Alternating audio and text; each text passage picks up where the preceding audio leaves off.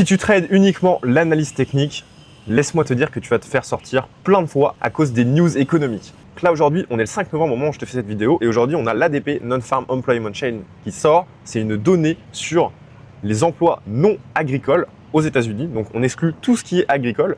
Et en fait, cette donnée-là, elle a énormément d'impact sur les marchés financiers. Pourquoi? Parce que le marché du travail, c'est très important pour la Fed et pour les taux d'intérêt. Les taux d'intérêt, ça va driver beaucoup de décisions des fonds d'investissement, des hedge funds et bien sûr de la Banque centrale américaine. Jérôme Powell, il regarde quoi? Pour baisser les taux d'intérêt, il regarde si l'économie, elle se porte bien. Donc il regarde l'inflation, il regarde aussi le chômage. Et quand on a des chiffres sur le chômage, regarde comment tu peux lire ça. Donc là, si tu veux, le précédent, Previous, c'est moins 32K.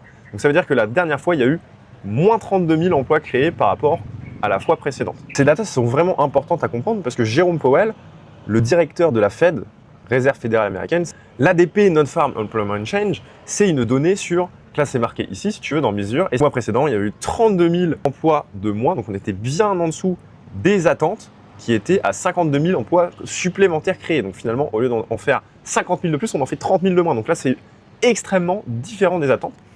Et là ce mois-ci on s'attend à ce qu'il y en ait 32 000 de plus. Ça c'est des économistes qui vont te donner ce forecast, donc ce prévisionnel.